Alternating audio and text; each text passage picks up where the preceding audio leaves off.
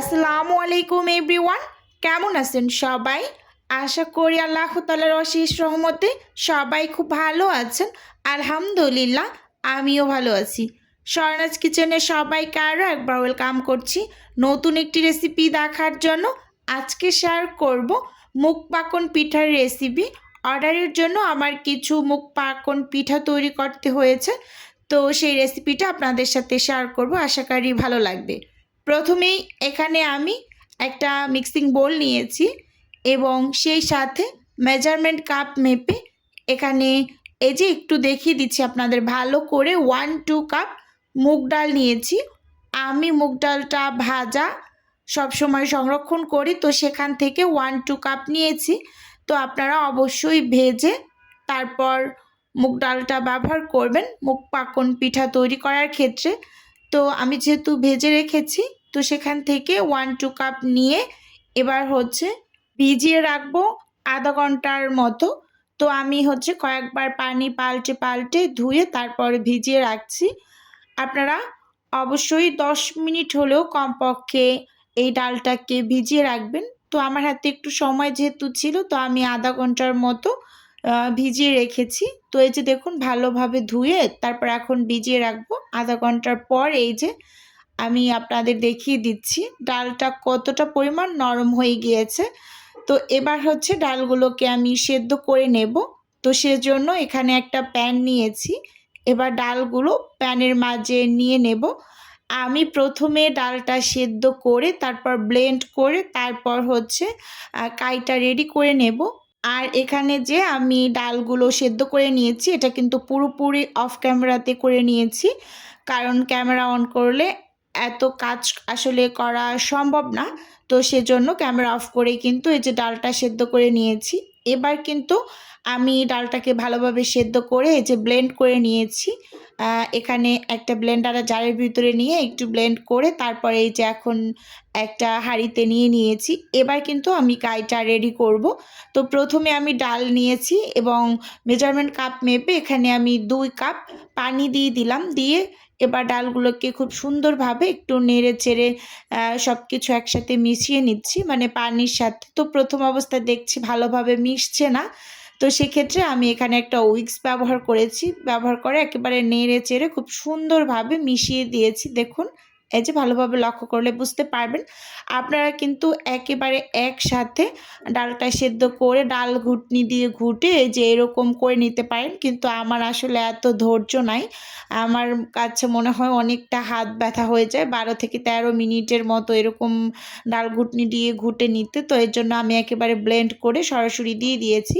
তো এই ডালের মাঝে আমি স্বাদ মতো লবণ দিয়েছি আর সামান্য একটু হলুদ দিয়েছি। হলুদটা একেবারে পুরোপুরি অপশনাল।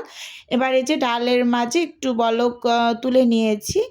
এ পর্যায়ে আমি যেহেতু মেজারমেন্ট কাপ মেপে এখানে 2 কাপ পানি দিয়েছি, তো সেজন্য কিন্তু এখানে 2 কাপ শুকনো চালের গুঁড়ো আমি মেপে তো দিয়ে দিলাম। এই যে দেখুন, এবার খুব সুন্দরভাবে একেবারে নেড়ে চেড়ে মিশিয়ে নিচ্ছি আর চুলোর আঁচটাকে মিডিয়াম হিটে রেখেছি। একেবারে লো না বা একেবারে হাই হিটেও না, এই যে দেখতেই পাচ্ছেন। তো খুব সুন্দরভাবে নেড়ে চেড়ে এবার আমি চুলোটা অফ করে তো ঢাকনা দিয়ে ঢেকে 5 মিনিটের মতো এই চুলোর উপরেই রেখে দেব। তো 5 মিনিট পর আমি একটা প্লেটে এই যে সার্ভ করে নিয়েছি। তো এবার খুব সুন্দরভাবে এগুলো মথে নেব। এখানে একটা ডিম দিয়ে দিয়েছি। আমি যতটুকু মানে কাই ব্যবহার করেছি, তো এই কাইয়ের ভিতরে একটা ডিমেই যথেষ্ট। তো একটা ডিম দিয়ে খুব সুন্দরভাবে এই ডোটাকে মেখে নেব। অবশ্যই একটু সময় নিয়ে তো ডোটা মেখে নেবেন একেবারে মসৃণ করে। তো দেখতেই পাচ্ছেন হালকা গরম থাকা অবস্থায় কিন্তু এই কাজটা করে নেবেন। তো আমি কিন্তু একটু হালকা হালকা গরম থাকা অবস্থায় খুব সুন্দরভাবে স্মুথলি এই ডোটা তৈরি করে নিয়েছি, দেখেই বুঝতে পারছেন। তো এখন এখান থেকে আমি পিঠা তৈরি করে নেব। আর এই পিঠাটা খেতে কিন্তু মাশাআল্লাহ খুবই মজার, খুবই মজার। আসলে এটা কাউকে বলে বোঝাতে পারবো না। যদি কেউ কখনো না তৈরি করে খেয়ে থাকেন, তাহলে এই যে এই রেসিপিতে একবার হলেও ট্রাই করবেন। আমি কিন্তু মোটামুটি পর্যায়ের সব রেসিপি অনেকটা সহজভাবে আপনাদের সাথে শেয়ার করি। তো মানে বুঝিয়ে বলারও ট্রাই করি, কতটুকু পারি আসলে জানি না। তো দেখতেই পাচ্ছেন যে খুব সুন্দরভাবে কিছুটা পরিমাণ ডো নিয়ে হাত দিয়ে ঘুরিয়ে ঘুরিয়ে এই যে একটা প্যাড়া দিয়ে নিয়েছি। এবার একটা বেলুনি দিয়ে মোটা করে একটা রুটি বেলে নিচ্ছি। ভালোভাবে লক্ষ্য করলে বুঝতে পারবেন যে রুটিটা কিন্তু বেশ মোটা করেই বেলেছি, আবার অনেকটা মোটা না। এই যে দেখুন, এরকম মোটা করে একটা রুটি তৈরি করে নিয়েছি। তো এবার হচ্ছে এখানে আমি একটা পলি পেপার নিচে দিয়ে দিচ্ছি। এই যে দেখুন, একটা পলি পেপার দিয়ে দিলাম। তো এখন আমি এই রুটিটার উপর কিছুটা পরিমাণ তেল দিয়ে দিচ্ছি, যেহেতু আমি একটু ডিজাইন করব। তো মাঝ বরাবর একটা কুকি কাটার দিয়ে যে একটু গোল দাগ করে নিয়েছি। এবার একটা স্টিলের বাটি দিয়ে একটু কেটে আমি নিয়েছি। এই যে এই সাইজের আমি পিঠাটা তৈরি করব, তো এই জন্য একসাথেই কেটে নিয়েছি।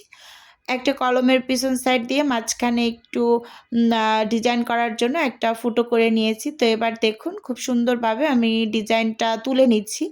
আসলে সত্যি কথা বলতে এই পিঠাটা তৈরি করতে মূলত খেজুর কাটাটা খুবই জরুরি। কিন্তু যেহেতু আমি ঢাকায় আছি, তো খেজুর কাটা যেহেতু সংগ্রহ করা আমার পক্ষে সম্ভব না। তো আমি কিন্তু এই কাজগুলো হচ্ছে টুথপিক দিয়ে করে নিচ্ছি। বিভিন্ন কিছুর সাহায্যে এই ডিজাইনগুলো মোটামুটি পর্যায়ে তুলে নিচ্ছি। একেবারে যে ডিজাইন পারি না এরকম না, মোটামুটি পর্যায়ে ভালোই পারি, কিন্তু খেজুর কাটা দিয়ে খুব সুন্দরভাবে ডিজাইনটা উঠাতে পারি। কিন্তু এই যে টুথপিক বা অন্যান্য সব কিছু দিয়ে খুব সুন্দরভাবে করতে পারি না। তো যতটুকু পেরেছি, তো আলহামদুলিল্লাহ। আমার কাছে মনে হয় এই পিঠাটা তৈরি করা অনেকটা কষ্টের কোনো ব্যাপার না। আপনারা একবার একটু চেষ্টা করলে বা মনোযোগ দিয়ে যদি কেউ দেখে, তাহলে কিন্তু খুব ইজিলি পিঠাগুলো বানিয়ে নিতে পারবে, আর এই ডিজাইনগুলো খুব সহজেই কিন্তু শিখে নিতে পারবে। আমি একেবারে শর্টকাট ভাবে যেই ডিজাইনগুলো তোলা যায়, তো আমি কিন্তু ওগুলোই তৈরি করে নিয়েছি। তো এখানে আবার একটা পাতা শেপও করে নিয়েছি। এই যে দেখুন, পাতাটাও কিন্তু খুবই সহজ, এটাও দেখলে মোটামুটি পর্যায়ে সবারই পারার কথা। তো ভিডিওর এই পর্যায়ে নিজের বিজনেসের একটু প্রচার করছি। আপনারা তো অনেকেই জানেন যে আমার ছোট্ট একটা ফ্রোজেন আইটেমের বিজনেস আছে। যদি কেউ কোনো টাইপের ফ্রোজেন খাবার এবং শীতকালীন পিঠা অর্ডার করতে চান, তাহলে স্ক্রিনে দেওয়া হোয়াটসঅ্যাপ নাম্বারে নক দিলেই কিন্তু আমি A to Z বলে দেব। আর যদি কেউ অর্ডারটি সরাসরি কনফার্ম করতে চান, তাহলে স্ক্রিনে দেওয়া হোয়াটসঅ্যাপ নাম্বারে কল করে সরাসরি অর্ডারটি কনফার্ম করতে পারেন। শুধুমাত্র ঢাকা সিটির মাঝেই ক্যাশ অন ডেলিভারিতে প্রোডাক্ট দেওয়া হয়। আর এখন যেহেতু শীতকাল, এখন কিন্তু পিঠার একটা ভরা মৌসুম চলছে। অনেকেই আছেন মেয়ের শ্বশুরবাড়ি বা ছেলের শ্বশুরবাড়ি ডালা সাজিয়ে পিঠা পাঠায়। এই মৌসুমে তো পাঠানোই হয়। তো এখানে কিন্তু আপনারা অর্ডার করলে ডালাও সাজিয়ে দেওয়া যাবে। তো সেই ব্যবস্থাও কিন্তু আছে। এই যে কথা বলতে বলতে এখানে আমি সব পিঠাগুলোকে বানিয়ে নিয়েছি। এই যে ২ টা আবার একটু ডালিয়া আম ফুলের শেপ করে বানিয়েছি। তো ভালোই হয়েছে মাশাআল্লাহ। যেহেতু খেজুর কাটাটা হাতের কাছে ছিল না, তো তারপরও টুথপিক দিয়ে বেশ ভালোই তৈরি করতে পেরেছি। আলহামদুলিল্লাহ, দেখতেই পাচ্ছেন খুবই সুন্দর হয়েছে পিঠাগুলো। তো এবার হচ্ছে আমি এগুলোকে ভেজে নেব। প্রথমে হচ্ছে আমি শিরাটা তৈরি করে নিচ্ছি গুড়ের। তো এখানে আমি 1/2 কাপের থেকে একটু বেশি হবে গুড় দিয়ে দিলাম। আর সেই সাথে এখানে ১ কাপ পানি দিয়ে দিয়েছি। এবার হচ্ছে চুলার আঁচটাকে অন করে আমি নেড়ে-চেড়ে শিরাটা তৈরি করে নিচ্ছি। এখানে অনেকে চিনি দিয়েও শিরাটা করে থাকে। তো আমি এখন গুড় দিয়ে করে নিচ্ছি। যেহেতু গুড়টা এখন অ্যাভেলেবেল আছে, আর এই গুড়টা আমি রাজশাহী থেকে অর্ডার করে নিয়ে এসেছিলাম। খুবই ভালো পড়েছে মাশাআল্লাহ। তো দেখতেই পাচ্ছেন এই যে এখানে শিরাটা করে আমি সাইডে রেখে তো পিঠাগুলো এবার ভেজে নেব। তো প্যানের মাঝে পর্যাপ্ত পরিমাণ তেল গরম করে যে এক এক করে এবার পিঠাগুলোকে ডুবো তেলে ভেজে নিচ্ছি। আর এই পিঠাগুলো কিন্তু অবশ্যই আপনাকে ডুবো তেলে ভেজে নিতে হবে। তেলটাকে মোটামুটি পর্যায়ে হাই হিটে গরম করে চুলোর আঁচটাকে মিডিয়ামে রেখে আপনাকে এই পিঠাগুলো ভেজে নিতে হবে। পিঠাগুলো এক সাইড ভালোভাবে ভাজা হয়ে যাওয়ার পর কিন্তু উল্টে দিতে হবে। একা একাই কিন্তু হয়ে আসার পরে ভেসে উঠবে। এই যে এভাবে করে আমি উল্টে পাল্টে ২-৩ বার সুন্দরভাবে ভেজে নিয়েছি। তো এবার কিন্তু এই যে তেল ঝরিয়ে পিঠাগুলোকে আমি আ উম তুলে নিচ্ছি। তো তারপর কিন্তু পিঠাগুলো গরম থাকা অবস্থায় আপনাকে শিরাতে দিয়ে দিতে হবে। আর শিরাটা কিন্তু গরম রাখা যাবে না। পিঠা গরম থাকা অবস্থায় আপনি যে শিরাটা করে রাখবেন আগে, তো সেই শিরাতে দিয়ে দেবেন।